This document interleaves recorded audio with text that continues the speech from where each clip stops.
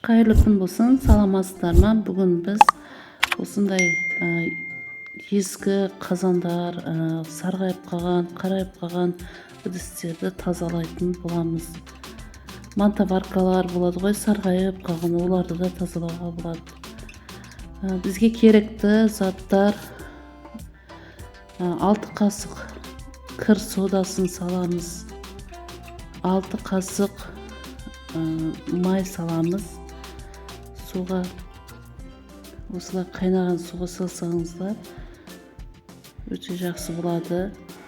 Ас содасы да 6 қасық. Кейін кір сабынды да майдалап, бір кір сабынды или жарты сабынды майдалап салсаңыздар болады. Чөркадан шығарып салсаңыздар болады. Осылай ыдыстерді қайнаған суға салып 15-20 минутке қоямыз.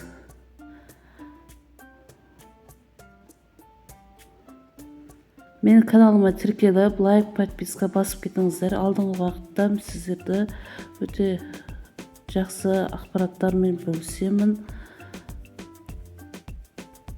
Барлығы пайдалы ақпараттар. Істеп көріңіздер. Осылай ыдыстеріңіз болса. Мен мынаны 10 минутте, уже 10 минут болмайын алдым, уже қараңыздар қандай таза болып жатыр. Мен каналымда тамақтарды бар пісіріп салғанмын. Көрсеңіздер болады. Тіркеле кетсеңіздер өте жақсы пайдалы ақпараттармен бөлісіп отырамын. Осылай тағы бір салып алдым, өзі еріп кетеді. Мінекей қараңыздар қандай тап-таза болды.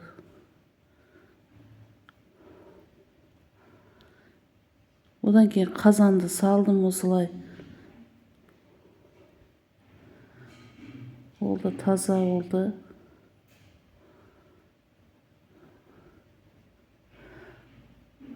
Мен 10 минут қайнатып ала салдым.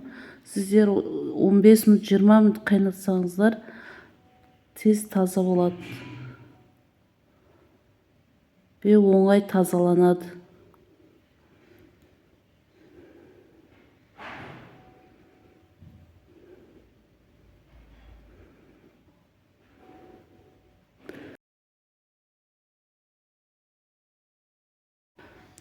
Мен ішіне су салдым, қазаным жақсы бату үшін, соны ішіне кіру үшін су салдым, ішіне сыртына дегендей.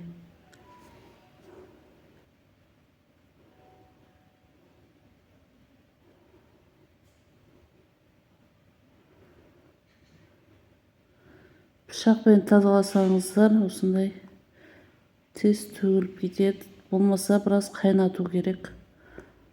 Біраз қайнатып сабыр сақтап отырсаңыздар, одан да тез тазаланады. Мен жұмысым көп еді, соған тез пышақпен, қырғышпен тазала салдым. Үйде табаларыңыз болса, қарайып қалған крышкалар болады ғой, сондай заттарды салып та ағартып алсаңыздар болады.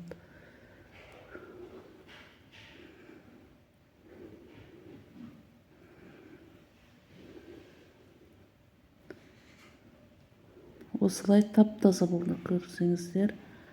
Ішінде де сыртында тазалап алдым. Менің каналыма лайк, подписка басуды ұмытпаңыздар. Сау болыңыздар. Видеоның соңына дейін қарағандарыңызға рахмет.